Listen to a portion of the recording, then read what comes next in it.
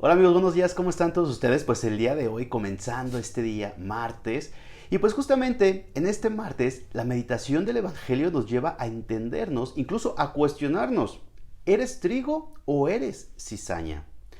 La palabra de Dios, el día de hoy, y el Evangelio de San Mateo, dice así: en aquel tiempo, Jesús despidió a la multitud y se fue a su casa. Entonces se le acercaron sus discípulos y le dijeron: explícanos la parábola de la cizaña sembrada en el campo. Jesús les contestó: el sembrador de la buena semilla es el Hijo del Hombre. El campo es el mundo. La buena semilla son los ciudadanos del reino. La cizaña son los partidarios del maligno. El enemigo que la siembra es el diablo. El tiempo de la cosecha es el fin del mundo, y los segadores son los ángeles. Y así como recogen la cizaña y la queman en el fuego, así sucederá al final del mundo. El Hijo del Hombre enviará a sus ángeles para que arranquen de su reino a todos los que inducen a otros el pecado, y a todos los malvados, y los arrojen en el horno encendido. Allí será el llanto y la desesperación. Entonces los justos brillarán como el sol en el reino de su Padre. El que tenga oídos, que oiga. Pues justamente esta parte del Evangelio nos lleva a entender dos aspectos muy importantes. Uno de ellos, fíjate, la cuestión del infierno.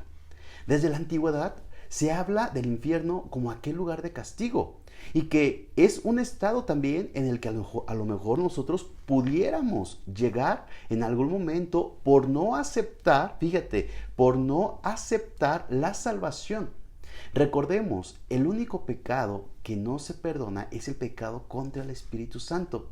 ¿Y qué es esto? Que yo conociendo, fíjate, yo conociendo el mensaje de salvación, yo teniendo o siendo conscientes de Jesucristo, que es el que me salva, por libertad propia, no lo acepto. No acepto la salvación. Entonces, ese sería el único pecado que no se perdona. Pero es por qué, porque yo no lo quiero. Con mi libre libertad, yo no lo quiero. Por otro lado, también se me viene a la mente un cuadro que antes estaba en las casas antiguas, sobre todo en las casas de las abuelitas. Había un cuadro que había como dos caminos. En uno de ellos iba todos los santos, ¿verdad? Que iban como al cielo. Y aquel camino, pues era un camino oscuro, era un camino con piedras, era un camino poco llamativo. Pero por otro lado, estaba un camino, era el camino que llevaba hacia el infierno. Y era el camino de fiestas, ¿verdad? De mujeres, había muchas personas ahí tomando y todo eso, y que llegaban justamente al lugar de castigo. Y en el camino del cielo, pues sí estaba feo el camino, pero llegaban hacia Dios. Entonces, esta imagen a nosotros nos lleva a recordar justamente esa historia. Es una historia que le llaman la historia de los dos caminos. Tú vas y nosotros vamos justamente por este sendero.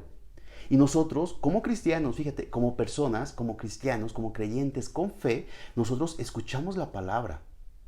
Esa palabra, que es la palabra de Jesucristo, está en nosotros. La hemos escuchado una y otra vez. Pero por otro lado, también estamos partidarios del mal. Aquellos que nos inducen al pecado. Aquellos que nos pueden decir: no hombre, no pasa nada. No hombre, en absoluto, tranquilo. Eso no es pecado, tranquilo. Por ejemplo, el mundo en el que estamos viviendo es un mundo en el que lo que en nuestra conciencia, en nuestra moral, en nuestro conocimiento, nosotros sabemos que está mal, se está tomando como bien. Entonces, a nosotros esto nos debe de llevar justamente a entender y a comprender cuál es nuestra decisión hacia estos caminos. ¿Yo quién soy? ¿Aquel que promueve el bien y que quiere llegar al reino de los cielos?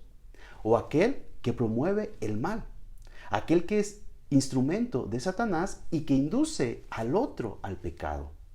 Por eso en este día que nosotros meditamos justamente esta parte del Evangelio de la cizaña, pues entonces adaptémosla a nuestra vida.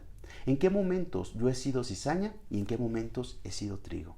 Pues que tengas el día de hoy pero muy feliz martes, que el Señor te bendiga a ti, que bendiga a tu familia, y sobre todo pidámosle al Señor que sane nuestro mundo. Digamos una y otra vez, Sagrado Corazón de Jesús, sana nuestro mundo. Sagrado Corazón de Jesús, sana nuestro mundo en estos momentos tan difíciles que estamos viviendo.